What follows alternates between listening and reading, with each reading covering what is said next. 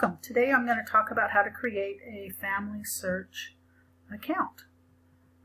Family Search is sponsored by the Church of Jesus Christ of Latter-day Saints, but you do not have to be a member of the church to use and have access to this family history site. So to begin with, what we're going to do is have you go to your web browser, and you are going to go to Family Search.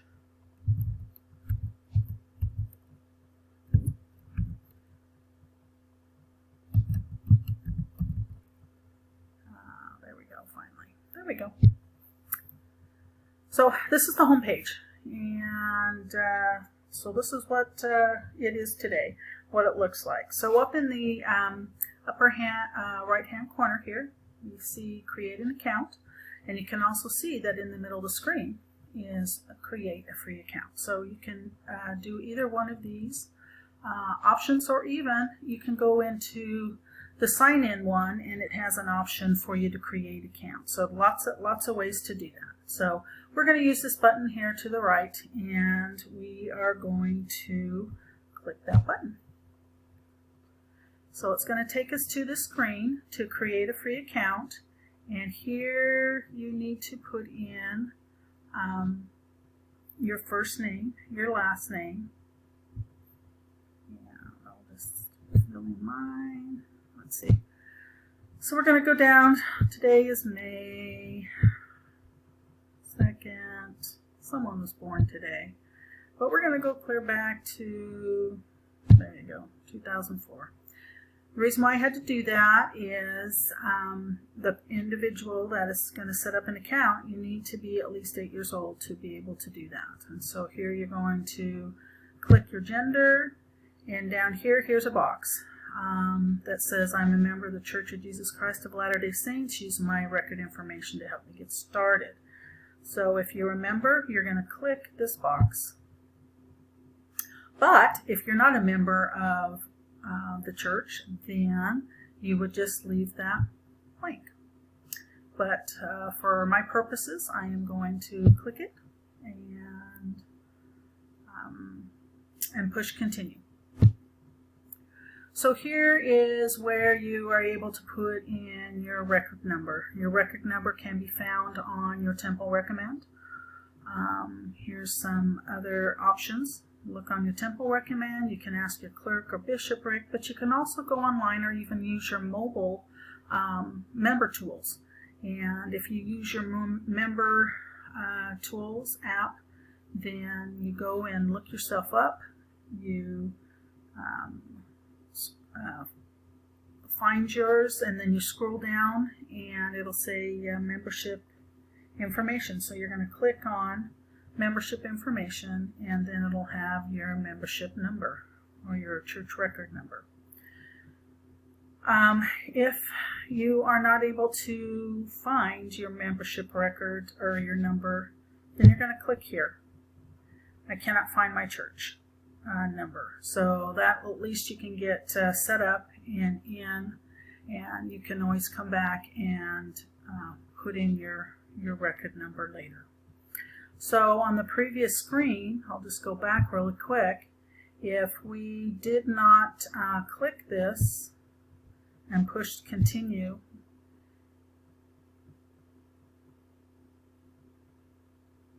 it would take me to this, and this is where you would set up your information. But by clicking this, you get a screen in between. So we're going to click continue, and here's the same screen. So a non-member would just skip the previous screen and come to this one. Alright, so as we're here, then you're going to create a username, and you're going to type it in here. You're going to create a password. You're going to put it in here, and if you want to make sure what you typed, then click this box and it'll show you what it is, because you want to be able to come down to this box and you need to put exactly the same password that you created up here and bring it down here. and if they match, then you're good to go. All right, so down here we have a couple of options of select for recovery. So it's your mobile or an email. My recommendation is to use your email. That email typically does not get changed a lot, and so if you were to forget your password or your username, you would just go in and you would put in your email. But if you want to choose your phone, of course that's optional. Lots of times phones numbers get changed, and if you use that for recovery, they're going to go to that old number that you will no longer have access to. And that goes with emails also. So just choose the one that will pretty much not change. And if it does change, you will be able to go into your account and edit your mobile or email in that. So that's my tip.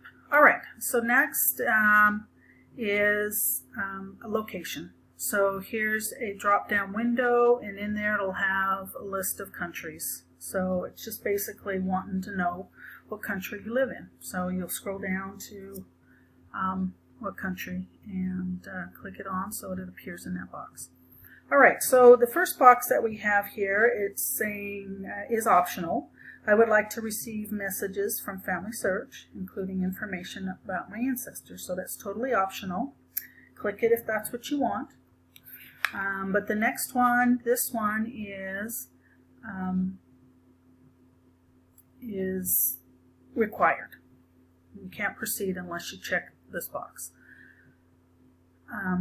where it's you're agreeing to the terms and the privacy notice. So you'll notice that this is blue and it's underlined, so if you were to click on that, you will be able to know what the terms are. And the same with a privacy notice. You just need to read through that. So if you agree, click the box. And then you'll come down here and you will click that. I'm not going to click it because there's not enough information that I've inputted, obviously, and it's going to let me know. But anyway, I'll tell you what goes on from here. So you'll click the account, and Family Search will send you an email to the address that you specified during your setup time. So then you need to check your email account and open the confirmation email from Family Search and click the Activate Account link. So after confirming the email address, the home page for Family Search should appear. And if it doesn't appear, then just go to your web browser again and put in FamilySearch.org. So let's go to Family Search home page again. So here we are again, and your account has been activated. So what you would do is come over here to sign in. So we're going to click that,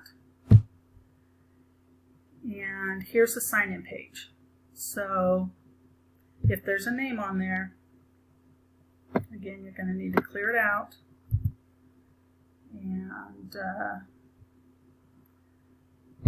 type in your username that you just set up, and that goes with your password.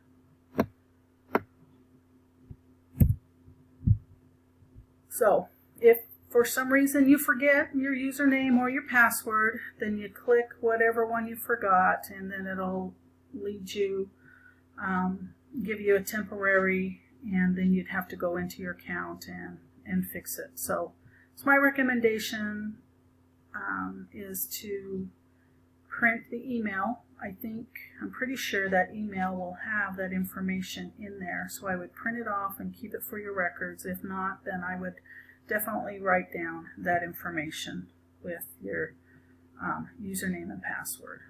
This box here is kind of cool. Is if you click it, it'll keep you signed in for 2 weeks. So all you have to do is just come down here and push the sign in button, because it'll already have your username and password in that already in there. So that's kind of cool. Kind of saves you a little bit of time. So here at the beginning, I told you by pressing the sign in, here's the ability to create a free account and other options. And then here's also a way to sign in to FamilySearch.org is by using your church account sign-in information. So, all right.